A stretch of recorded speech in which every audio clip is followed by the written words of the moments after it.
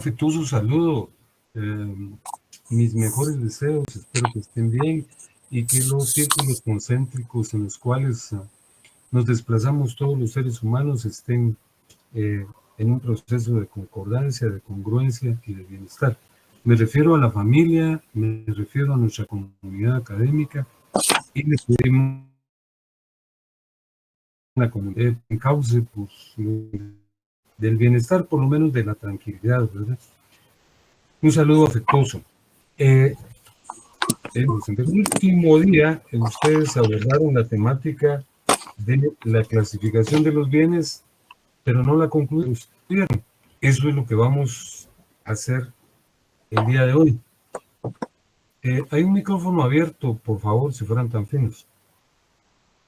Les voy a presentar el temario de esta noche, que es el siguiente.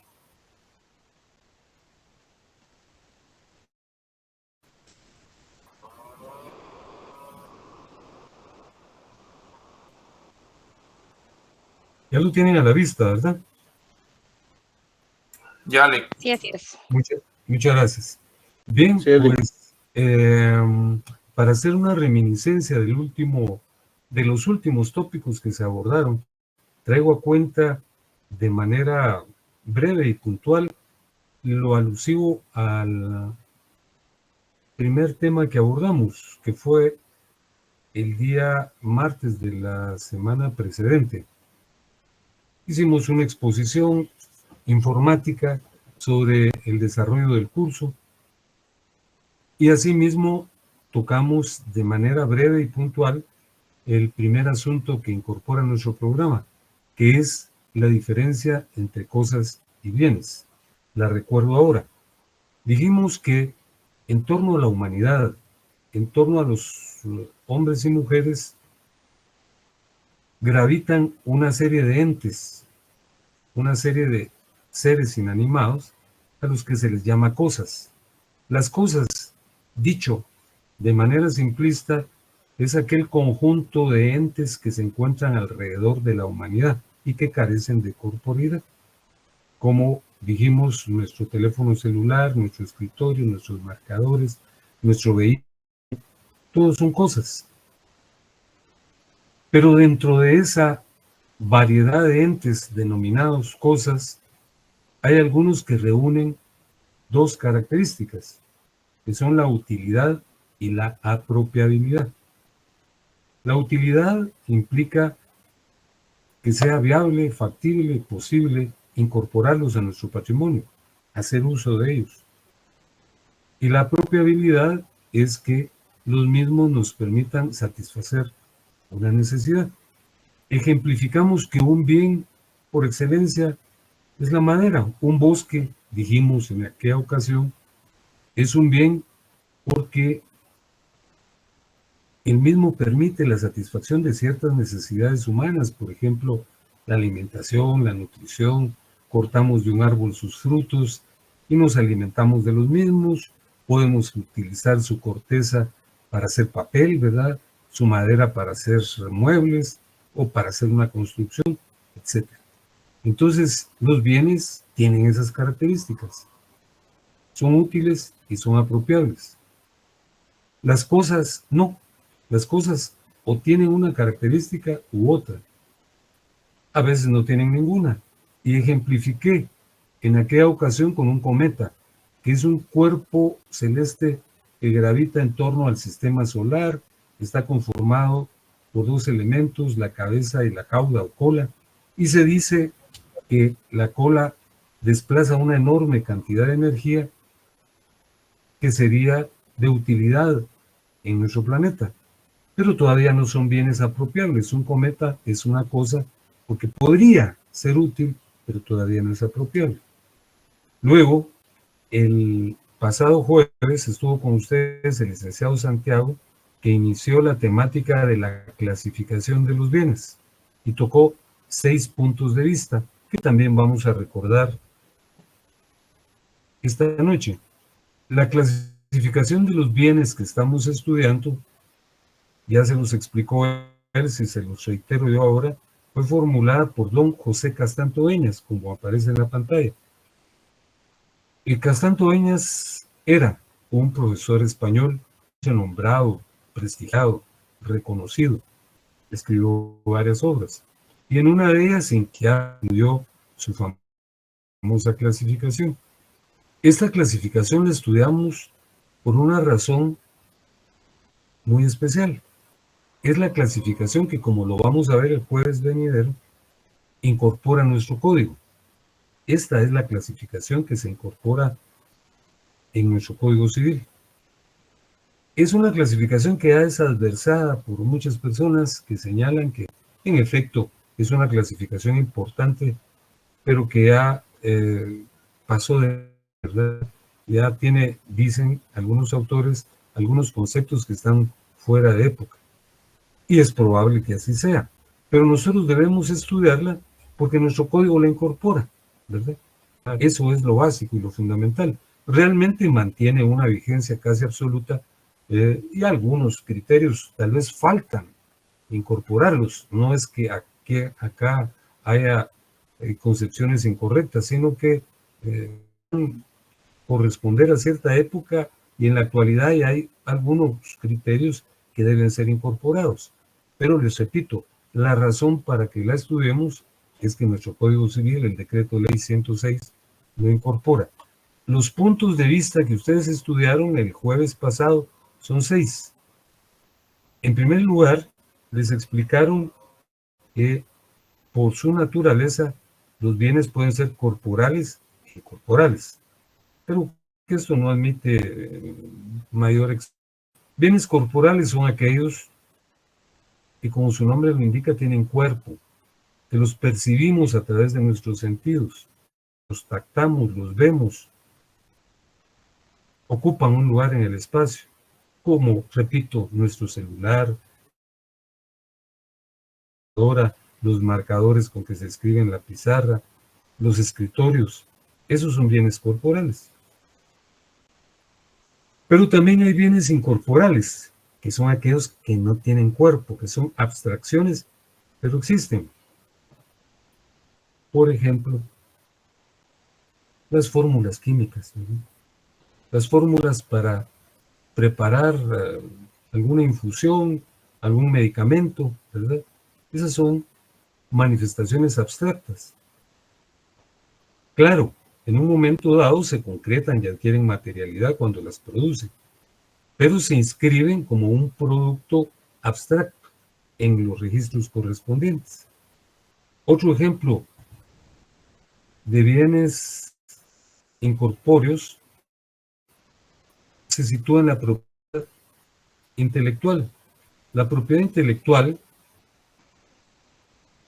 incluye bienes que no tienen materia, por ejemplo, los poemas. Los poemas no tienen materia.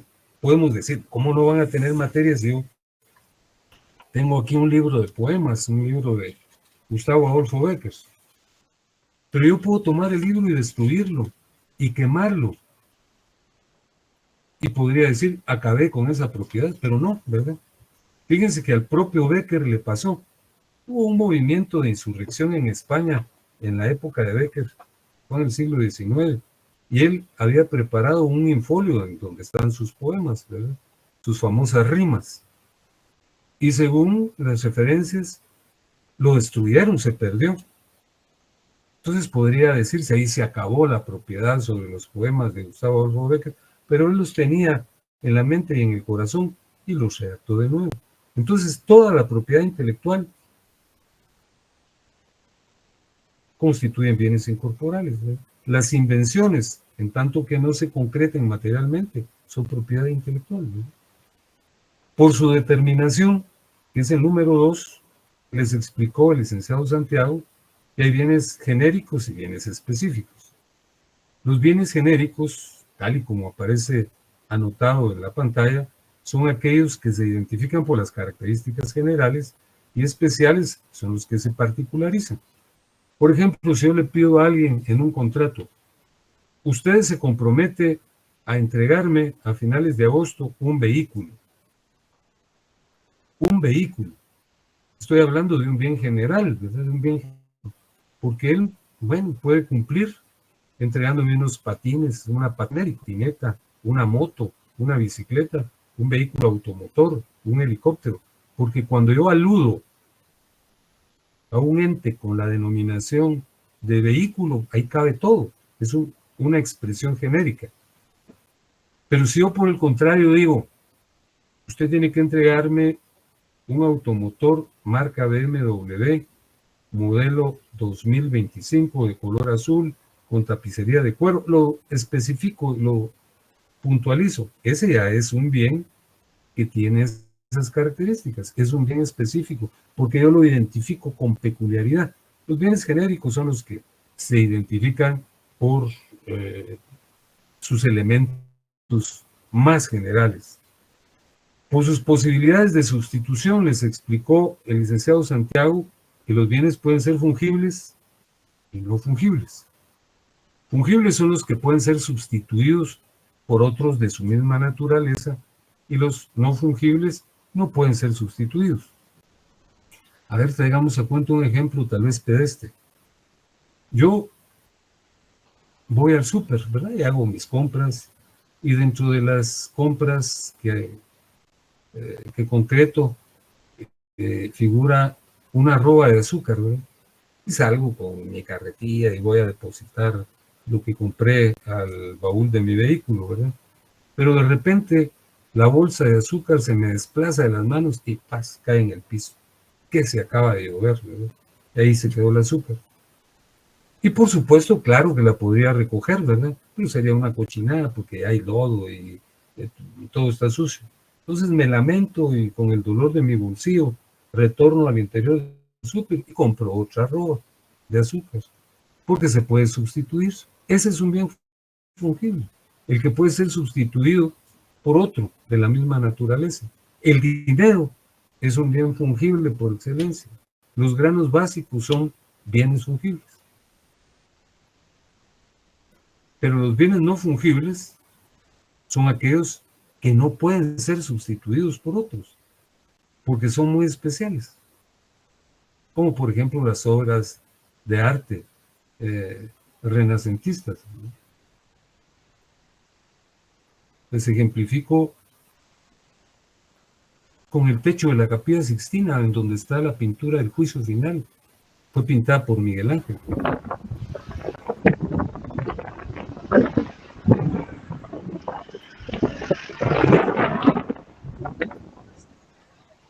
Les decía que el techo de la Capilla Sixtina, en donde Miguel Ángel pintó el Juicio Final, si se destruye, ya no se puede sustituir, ¿verdad?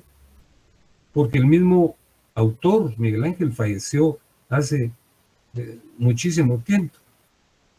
La Mona Lisa, ¿verdad? Que la pintó Leonardo, es un cuadro muy especial. Imagínense que se destruya, ¿verdad? Pues no puede ser sustituido, ese también es un bien no fungible.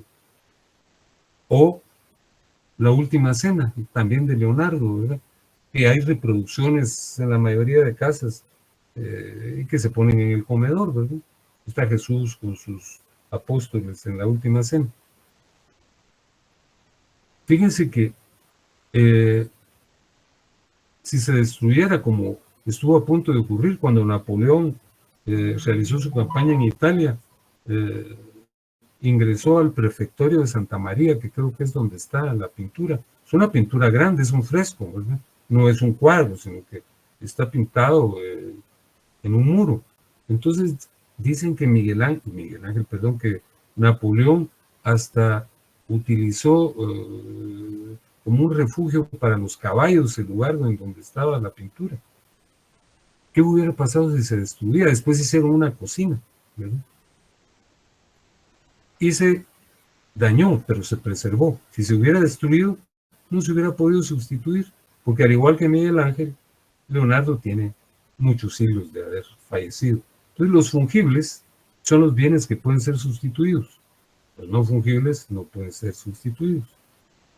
Por sus posibilidades de uso repetido, que es el cuarto criterio que les expuso Eduardo, divide a los bienes en consumibles y no consumibles. Son consumibles los que se agotan o se extinguen con el primer uso. como por ejemplo los pañales desechables de los niños, ¿verdad? Ya no se pueden utilizar. Y los bienes no consumibles son los que pueden emplearse de manera reiterada, como la ropa, ¿verdad? Claro que también hay ropa desechable, pero la que usamos con rutinidad y con reiteración, a veces nos duran hasta años, ¿verdad? Por ejemplo, los trajes de varones, ¿verdad? Duran años, ¿verdad? 2, 3 años, ¿verdad? O las camisas también duran muchísimo tiempo. Y los bienes, esos son bienes no consumibles. Los consumibles desaparecen con su primer uso y los consumibles presentan un uso reiterado. Por sus posibilidades de fraccionamiento, creo que aquí no hay mayor problema. Hay bienes divisibles, que son aquellos que pueden dividirse, fraccionarse, escindirse. Los bienes indivisibles no presentan esa característica, no pueden ser divididos. Fíjense que esto lo estamos estudiando desde el punto de vista jurídico, porque algunos autores de las ciencias naturales dicen, no hay bienes indivisibles, todos los bienes se pueden dividir. Miren, la materia se divide en moléculas, en protones, electrones, en neutrones. Los átomos son los que son susceptibles de fraccionarse con protones, electrones y neutrones, ¿verdad? Las células se fraccionan, pero eso es desde el punto de vista de las ciencias naturales. Desde el punto de vista jurídico, hay bienes indivisibles, porque los bienes indivisibles son aquellos que al fraccionarse pierden su funcionalidad, ya no funcionan. Por ejemplo, si yo tomo un reloj, claro, el reloj se puede dividir y extraer las piezas, pero si yo extraigo todas las piezas y las separo, el reloj ya no funciona.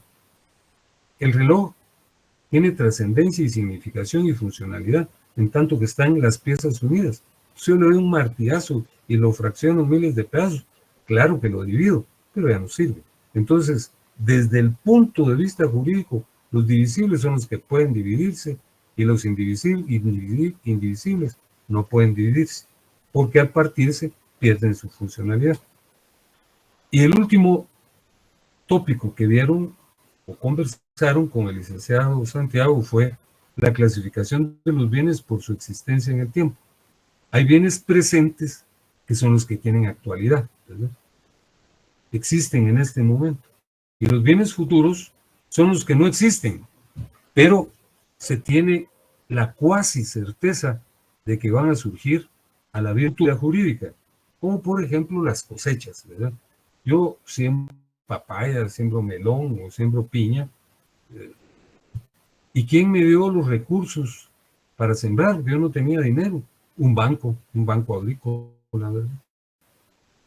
Entonces me los dio y yo los siembro. ¿Y cómo garantizo el pago de lo que me dio el banco? Con la futura cosecha.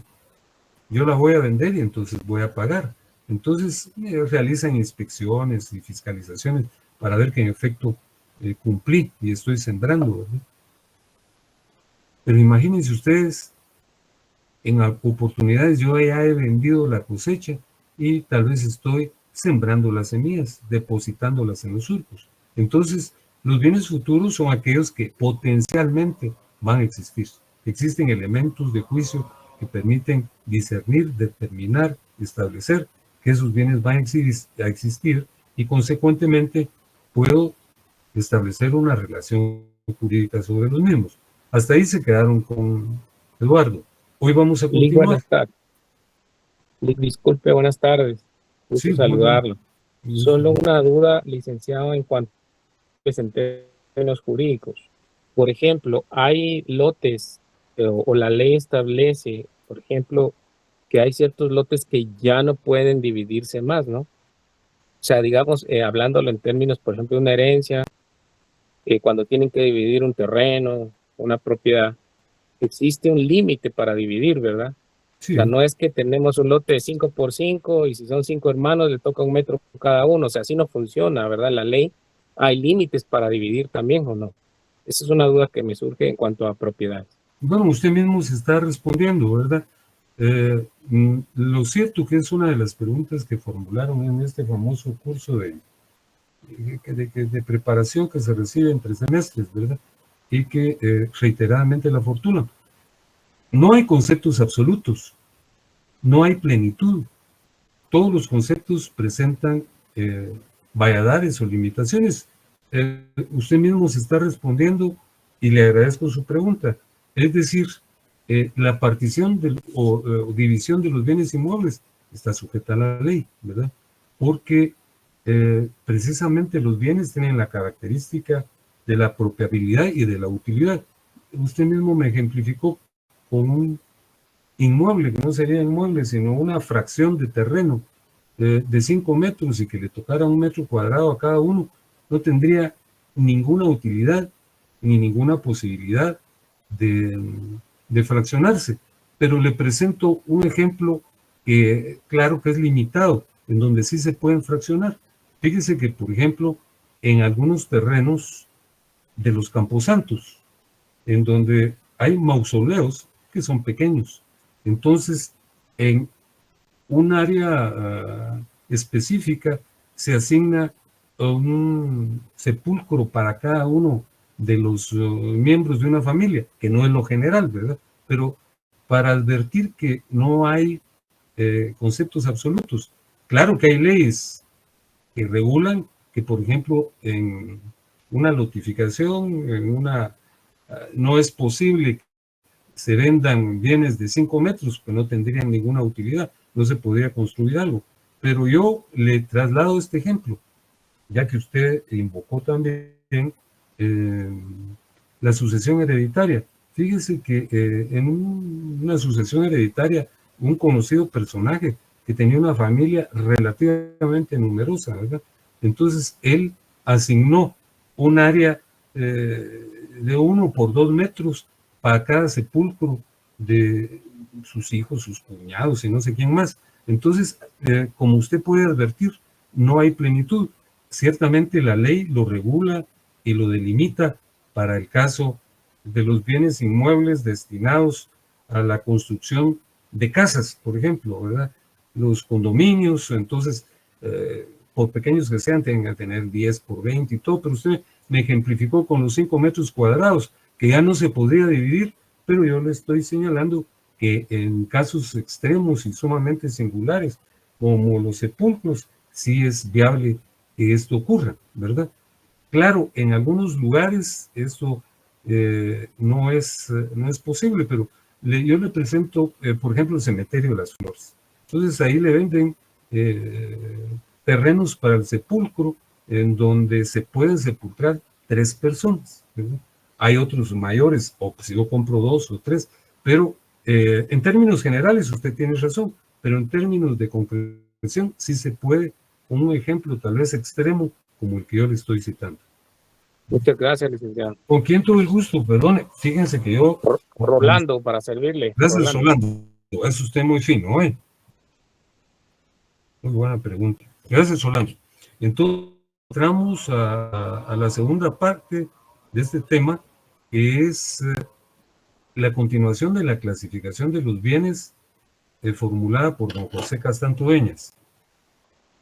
Fíjense que aquí hay otro punto de vista, que es en atención a su existencia en el espacio y sus posibilidades de desplazamiento.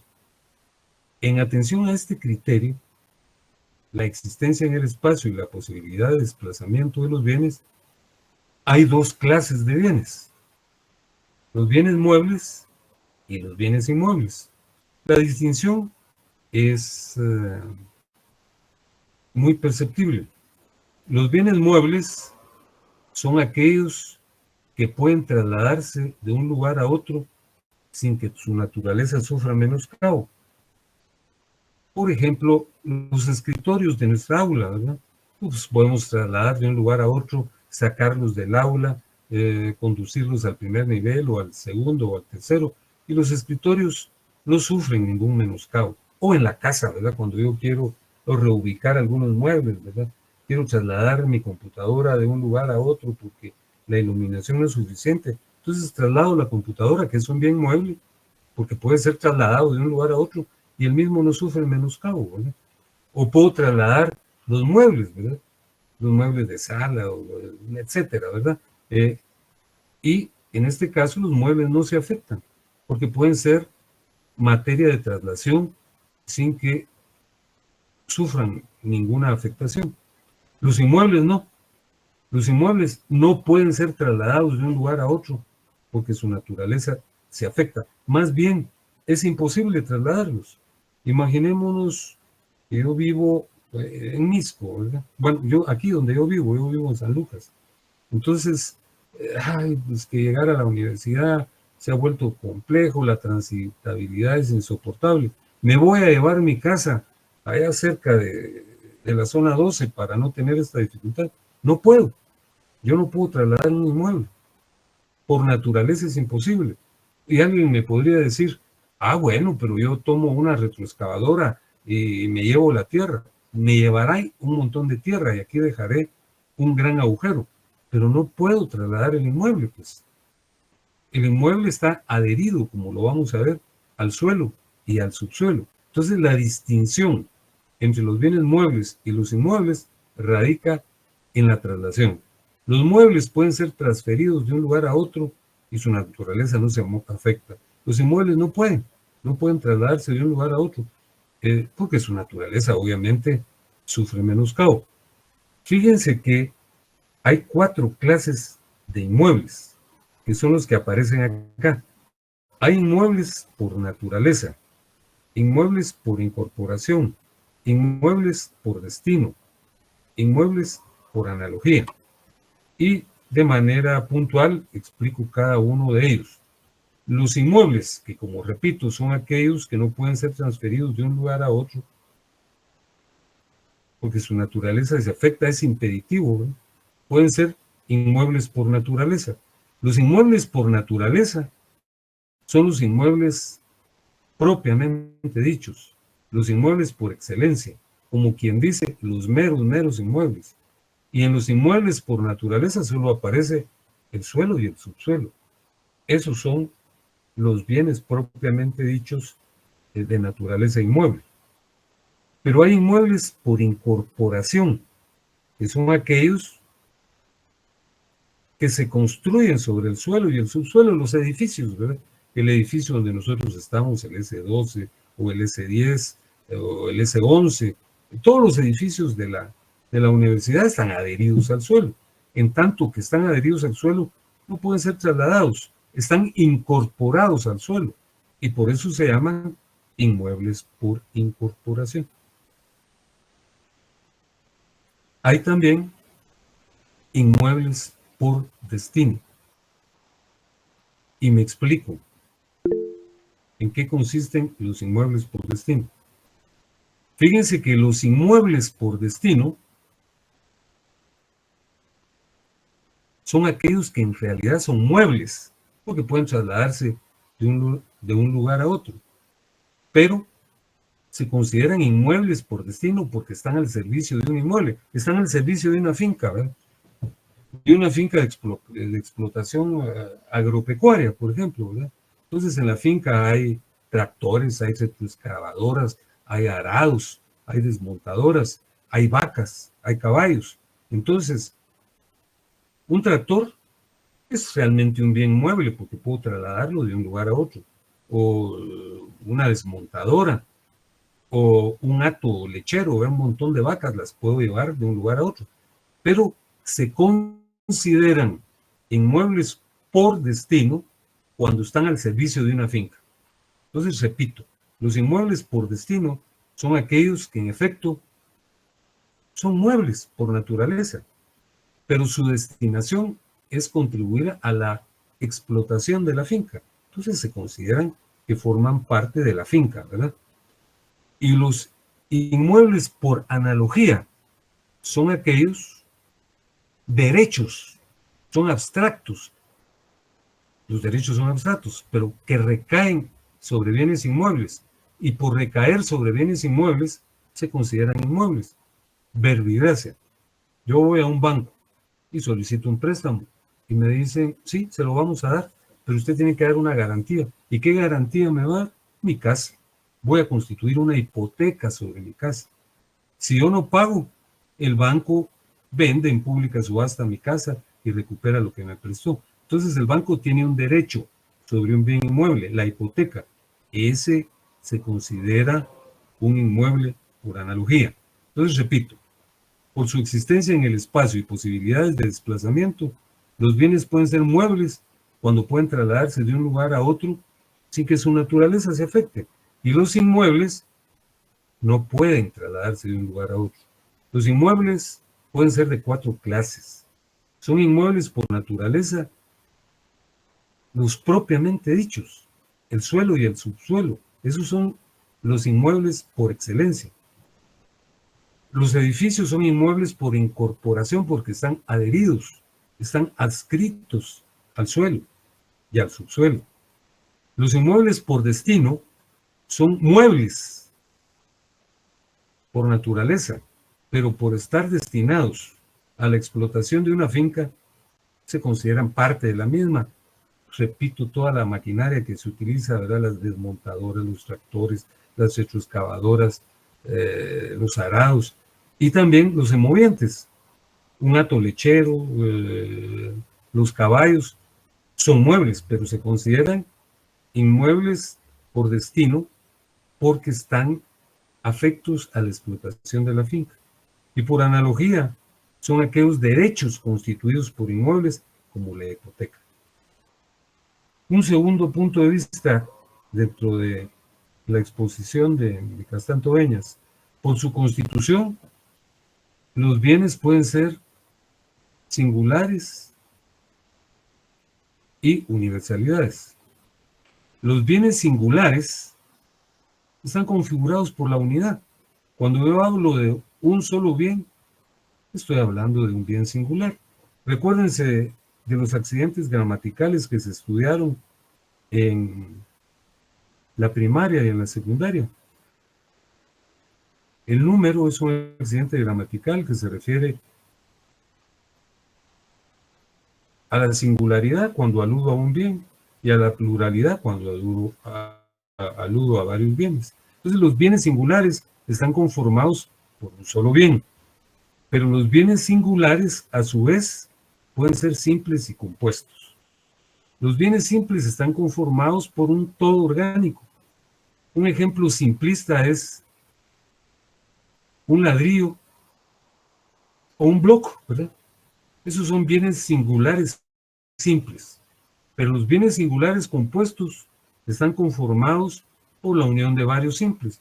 Yo tomo varios ladrillos o varios bloques y tomo argamasa, la mezcla, ¿verdad? Y los uno y hago una pared. La pared es un bien singular compuesto, porque está integrado de varios simples. Entonces, repito, los bienes singulares son los que aluden a un solo bien.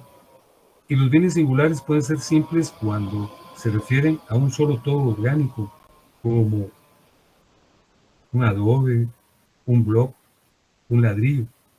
Pero si yo uno los bloques y los ladrillos y integro una pared, ese es un bien singular compuesto.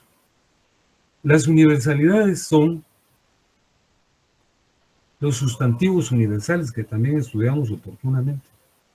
Fíjense que las universalidades son bienes que se identifican como la unidad, pero están conformados por varios bienes simples. Utilizo un ejemplo para explicarme. Por ejemplo, en la facultad hay una biblioteca muy interesante. Tiene como 3.000 ejemplares. Es decir, pero yo aludo a una biblioteca. Fíjense que en la facultad hay una biblioteca. Pero tiene 3.000 ejemplares, 3.000 libros. Pero la considero una unidad, pese que está integrada por varios elementos autónomos e independientes y separados. Por ejemplo, hablo de una orquesta. En la orquesta hay una trompeta, un saxofón, un tambor, los timbales, etc. Pero yo digo, es un solo bien, es una orquesta, pero está conformada por varios elementos autónomos e independientes. Entonces, las universalidades son aquellos bienes que se identifican como la unidad, pero están conformados por varios elementos. Luego tenemos el criterio número 3, por la jerarquía que entran en relación los bienes. Fíjense que por la jerarquía en que entran en relación, los bienes pueden ser principales y accesorios.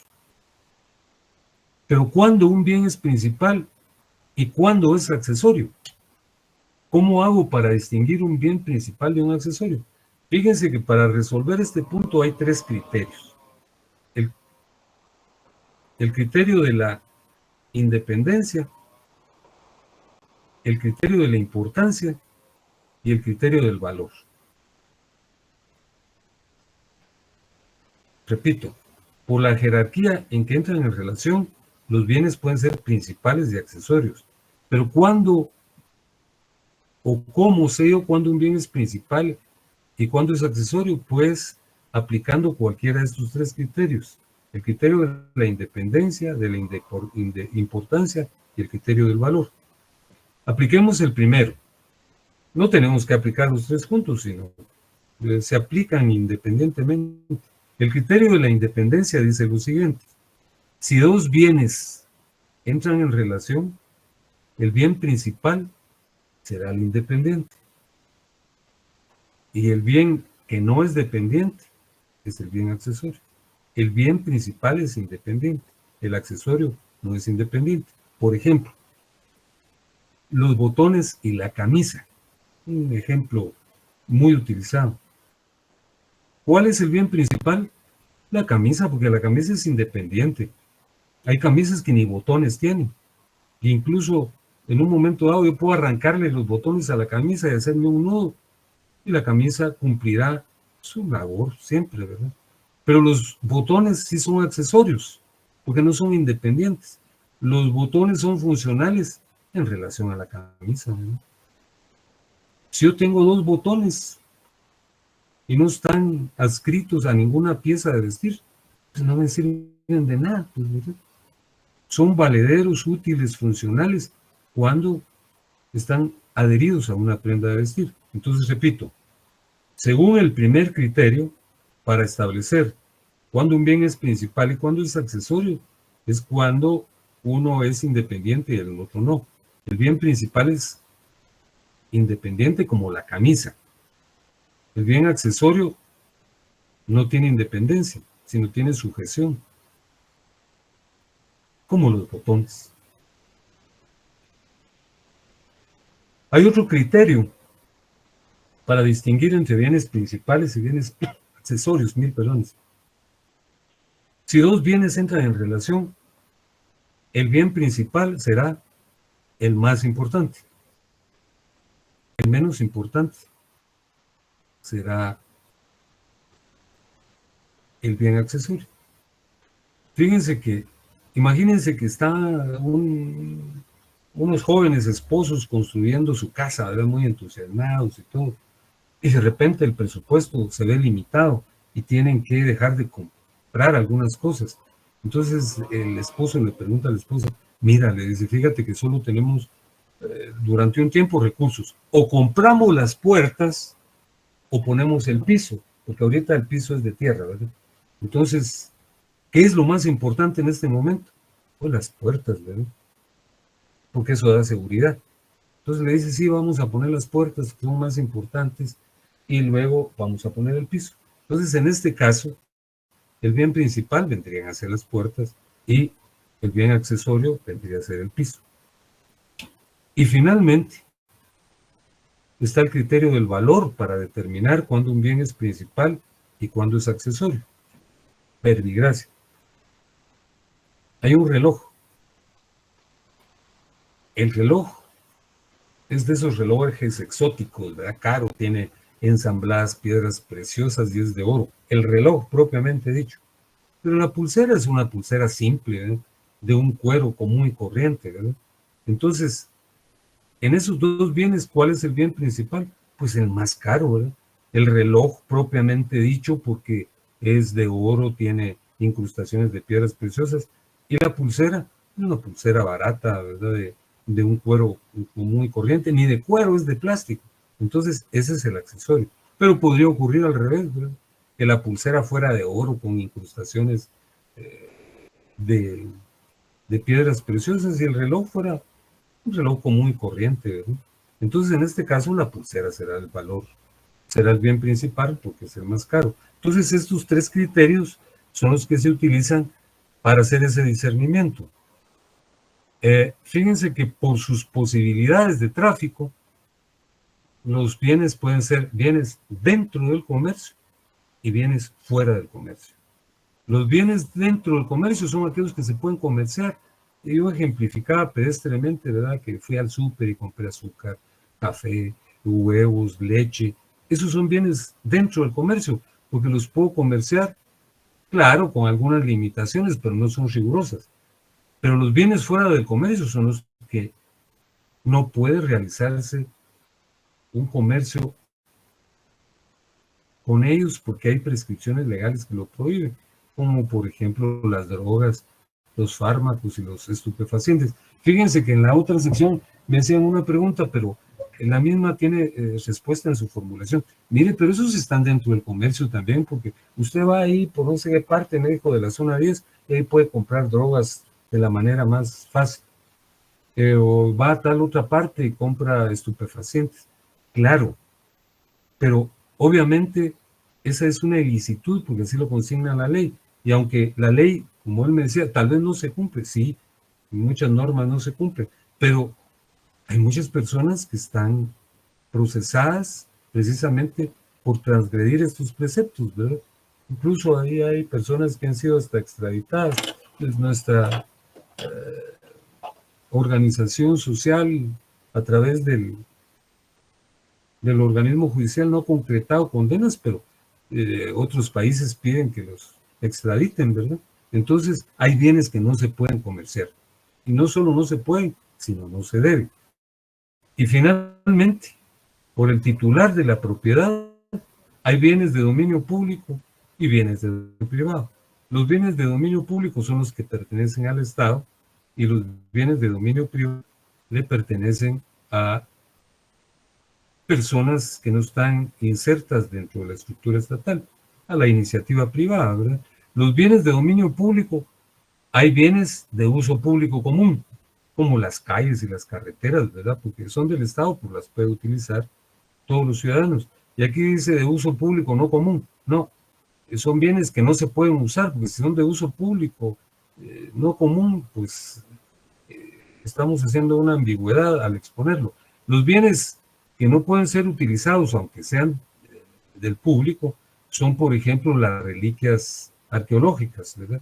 Por ejemplo, yo no puedo decir, miren, yo voy a ir a vacacionar a Tikal y me voy a hospedar en el Gran Jaguar, voy a pasar ahí unos 5 días, porque como soy ciudadano, eso me pertenece, y al igual que a todos los guatemaltecos.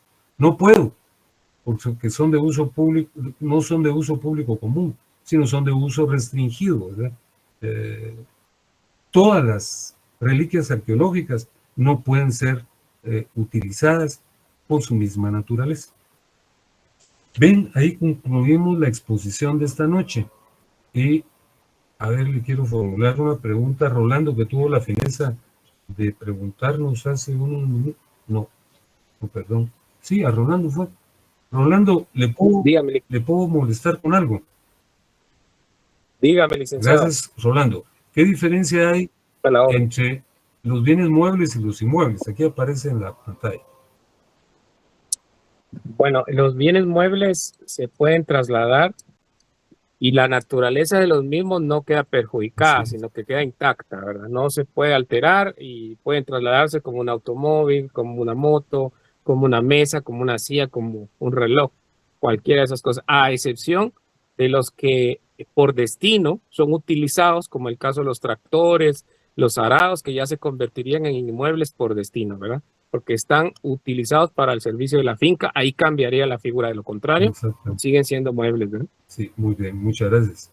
Muchas gracias, muy buena exposición, expone usted muy bien y muy claro. A ver, gracias, no, a usted le agradezco. Le pregunto a Freddy Salguero. Freddy, contésteme, por favor. Bueno, no quiere contestar. le pregunto entonces a Andrés Pineda. Bueno, ¿quién quiere contestarme? No quiere contestar nadie. Dígame. Yo, licenciado. Vale, muy fino. Son dos caballeros. A ver, que me diga su nombre primero, porque... ¿Quién es? José José. ¿Y la otra persona? Orellana. Alfonso Rivera. Alfonso. Muchas gracias, Alfonso. Le pregunto a José primero. Alfonso, ¿cuántas clases de bienes inmuebles existen? Aquí está en el 1.2. ¿José o Alfonso? ¿Cuántas José. clases de bienes inmuebles? Sí, a José. Pero le pregunto ahorita a José, Alfonso. Bueno. Bienes inmuebles existen 4 tipos que son por su naturaleza, que son suelo y subsuelo, ¿verdad? Que son inmovibles totalmente. Por incorporación, que son los que se construyen sobre estos que ya por su naturaleza ya eran inmuebles o inmovibles. Los por destino, que ya están destinados para estar en algún lugar en específico a su servicio. Y los por analogía, ¿verdad? Que son los que están que son los bienes constituidos, digamos, o los derechos sobre algún bien inmueble o alguna otra, incluso sobre algún bien inmueble. Muchas gracias, José. Es usted muy fino. Entonces le pregunto ahora a Alfonso. ¿Estamos, Alfonso? Sí, dígame. Alfonso, hábleme de la clasificación de los bienes por la jerarquía en que entran en relación, que es la número 3.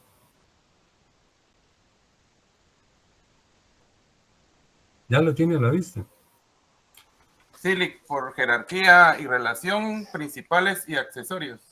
¿Y cuáles son los criterios? Solo enuméremelos, que se utilizan para distinguir un bien principal de un bien accesorio.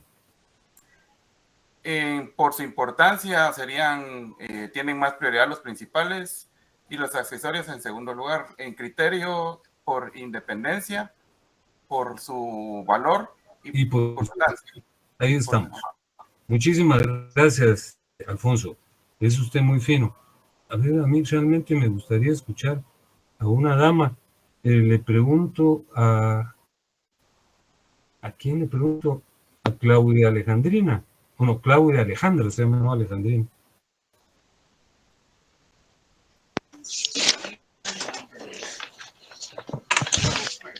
Ay. ¿Estamos, Claudia? Sí, licenciado, buenas noches. ¿Qué tal? Mire, ¿cómo se clasifican los bienes en atención a sus posibilidades de tráfico? Es el número 4. Gracias. Sería bienes dentro del comercio y bienes fuera de comercio. Un ejemplo de algún bien que esté fuera del comercio.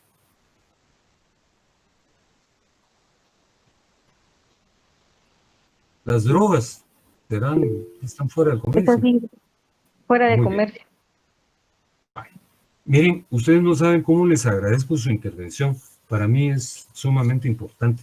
Les presento mi gratitud a las personas que intervinieron y les deseo que tengan muy buen descanso, muy buena noche y Dios mediante los saludaré nuevamente el día jueves, donde vamos a ver el reconocimiento que nuestra legislación hace de la clasificación de los bienes de Castán-Toeñas y vamos a hablar sobre el patrimonio brevemente. Así es que les deseo feliz descanso. Buenas noches. Buenas noches.